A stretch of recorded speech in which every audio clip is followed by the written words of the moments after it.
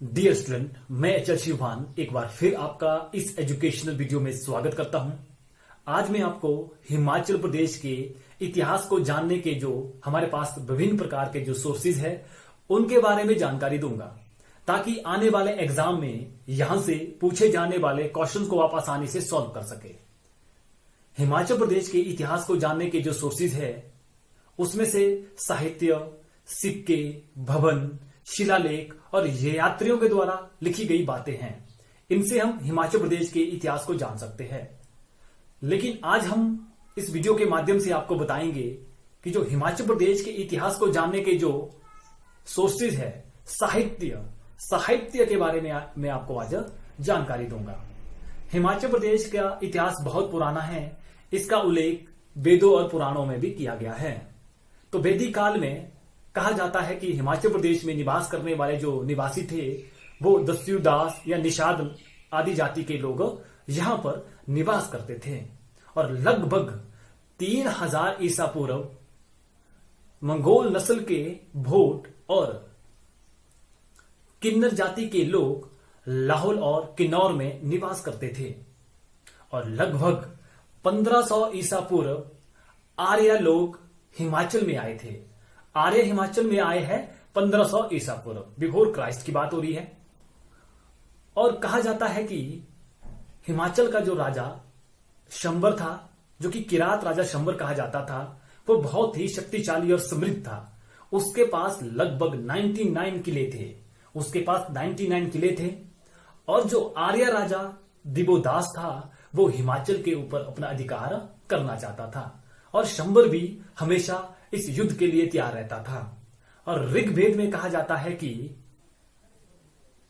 किरात राजा शंबर और आर्य राजा दिबोदास के बीच का जो युद्ध है वो 40 वर्षों तक लड़ा गया है।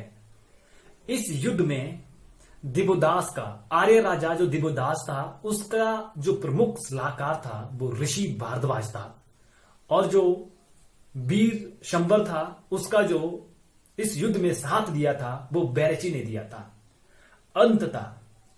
अंततः इस युद्ध में वीर शंबर मारा जाता है उद्ब्रज नामक स्थान पर आर्य राजा दिबोदास के द्वारा।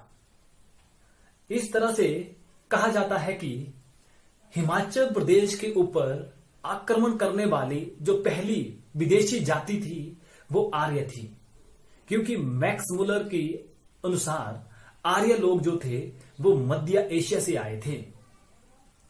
इसके बाद अगर हम बात करें तो अगर हम पुराणों की बात करें तो पुराणों में भी, जैसे आपके पास मार्कंडेय पुराण, विष्णु पुराण, स्कंद पुराण आदि में भी हिमाचल प्रदेश के वासियों के बारे में जानकारी मिलती है।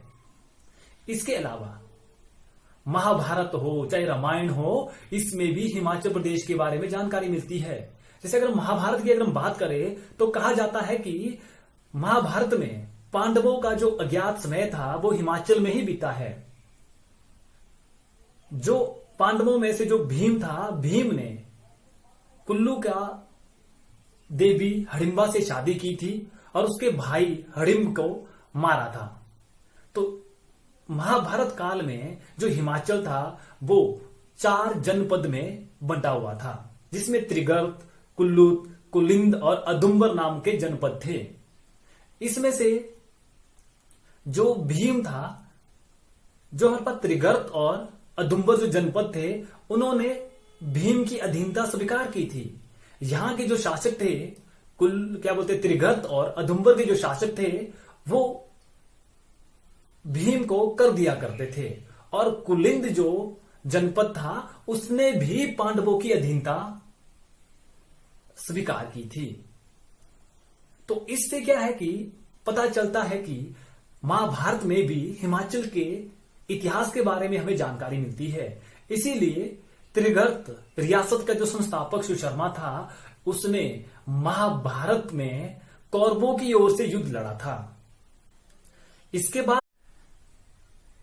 इसके अलावा अन्य जो साहित्य पुस्तकें हैं उनसे भी हमें हिमाचल प्रदेश के इतिहास की जानकारी मिलती है। इसलिए हमें पता होना चाहिए कि ये कौन सी साहित्य किसने लिखा है, जिसकी जानकारी भी आपको होना चाहिए। जैसे अगर हम बात करें तो सबसे पहले देखो, अष्टाध्यायी पाणिनि के द्वारा लिखी गई अष्टध्यायी और बारामहीर के द्वारा लिखी गई बृहद संहिता और कालिदास के द्वारा लिखी गई रघुवंशम।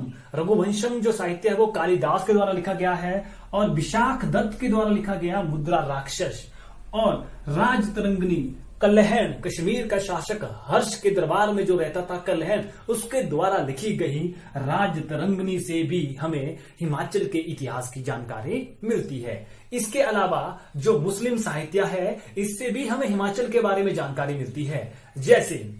जैसे तारीख ए फरिश्ता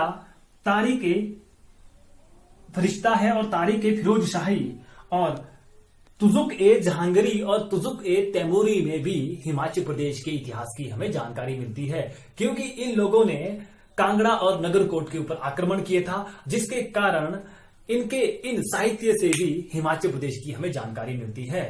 तो हिमाचल प्रदेश का जो इतिहास है इसको जानने के हमारे पास बहुत सारे सोर्सेज है और आपको पता भी होना चाहिए कि कौन कौन से सोर्सेज है जिनसे हम हिमाचल प्रदेश का इतिहास को जान सकते हैं।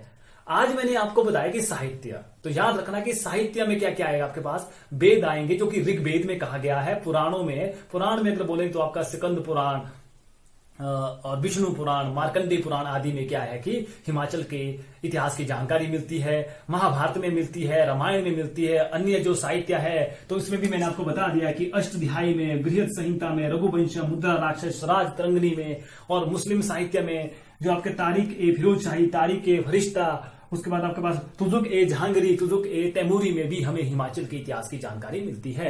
तो ये सारी जो चीजें हैं वो बहुत इंपॉर्टेंट है। इन सभी को आपको क्या करना है कि अच्छे से स्टडी करना है। इस तो आपका एक फाउंडेशन है, इस फाउंडेशन को अगर आप तैयार करते हैं, अच्छे से अपने नोट्स तैयार करते हैं, जो भी मैं आपको इस वीडियो के माध्यम से बता रहा हूं इसके आप खुद रिटन में हैंड नोट्स बनाते हैं और साथ में एक बार इस चीज के ऊपर आप अच्छे से काम करो और धीरे धीरे क्या करना है कि अपने नोट्स को आप इंप्रूव करते जाएंगे। तो मैं भी कंटिन्यू क्या करूंगा कि इस वीडियो के माध्यम से आपको पूरा इतिहास का स्टेप बाय स्टेप करके क्या है कि आपको सारी चीजें बताऊंगा कि कौन कौन से सोर्सेज है। मैं कोशिश करूंगा कि वीडियो है ना, टाइम टू टाइम आपको वीडियो अपलोड करता रहूंगा, जिसमें मैं कोशिश करूंगा कि आपको पूरे हिमाचल के बारे में अच्छे से जानकारी दूं। उम्मीद करता हूं कि आपको ये वीडियो अच्छी लगी होगी। अगर वीडियो अच्छी लगी है तो आप हमारे पेज को फॉलो और चैनल को सब्सक्राइब करना ना भूलें।